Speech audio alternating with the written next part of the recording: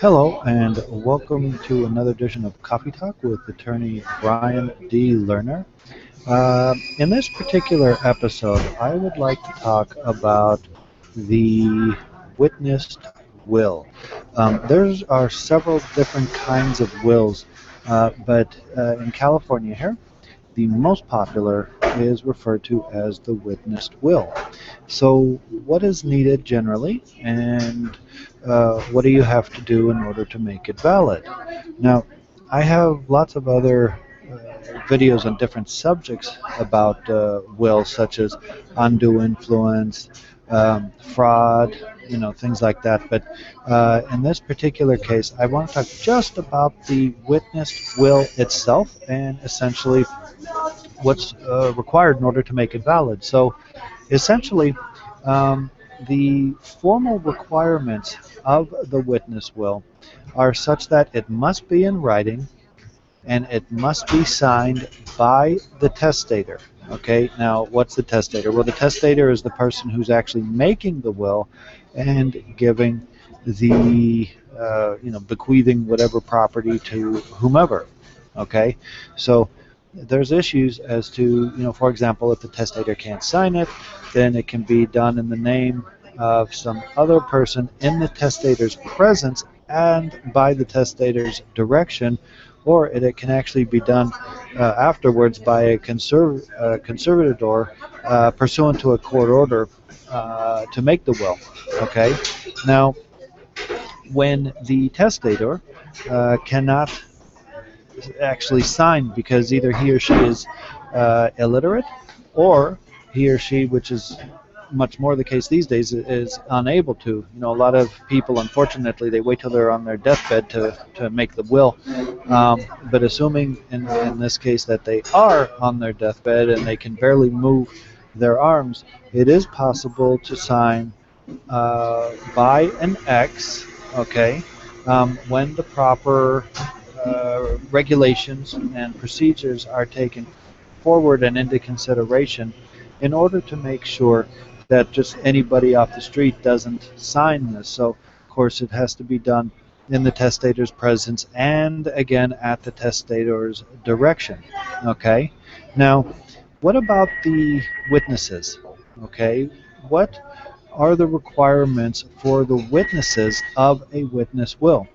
Well, first of all, you can have as many as you want. Okay, the more the better, but the law requires that there be at least two. Okay, so there has to be two witnesses, and the rule basically is that these witnesses have to sign the will prior to the death of the testator. So, if, for example, they're witnessing the testator put the X, on the will that, this is what he or she wants to happen, and then the moment the X goes on there, the testator dies, and then the witness is signed. Well, while there's things that can be done in court for general purposes, that means the will's now valid. Okay, so you want to make sure that the witnesses do sign the will prior to the death of the testator.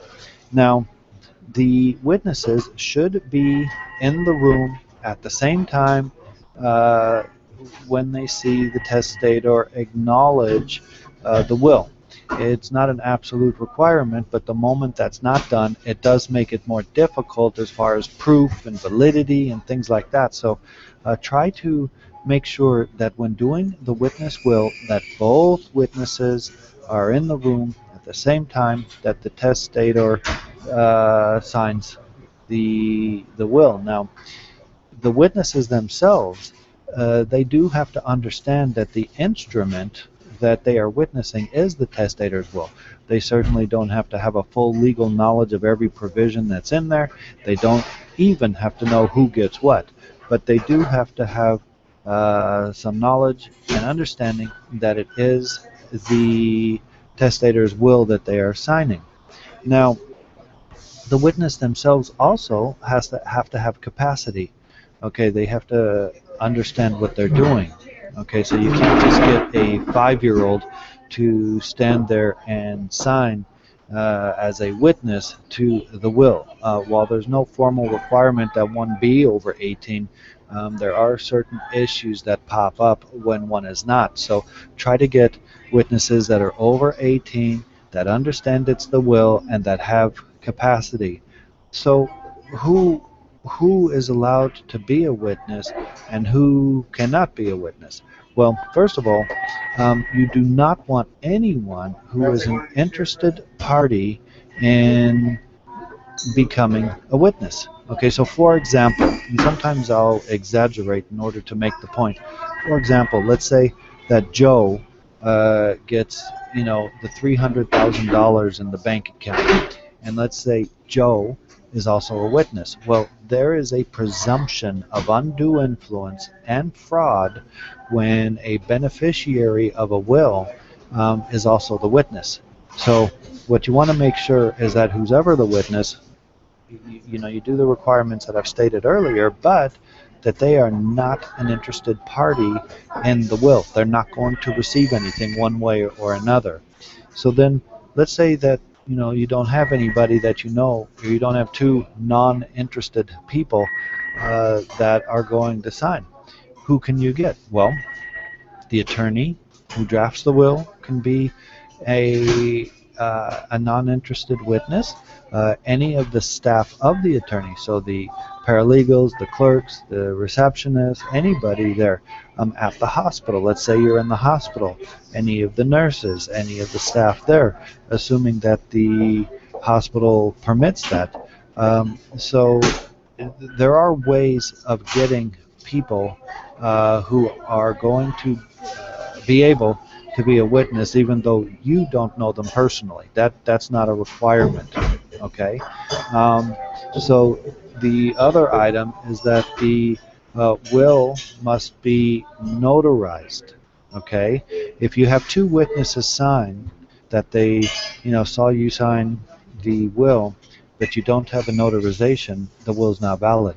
If you have a notarization, but you don't have the two witnesses, the will is not valid. So you have to have notarization, two disinterested witnesses, and then, of course, the testator has to sign. And that is essentially what is required in order to to have a valid witnessed will, which again is the most popular will in the state of California. So if you're not going to have a living trust, go ahead and do what's necessary to do the witness will with the procedural safeguards. Okay, if you like the video, click like, click subscribe. Also, I'll give free consultation. If you want, just give my office a call and we'll set it up for you. More on the coming videos.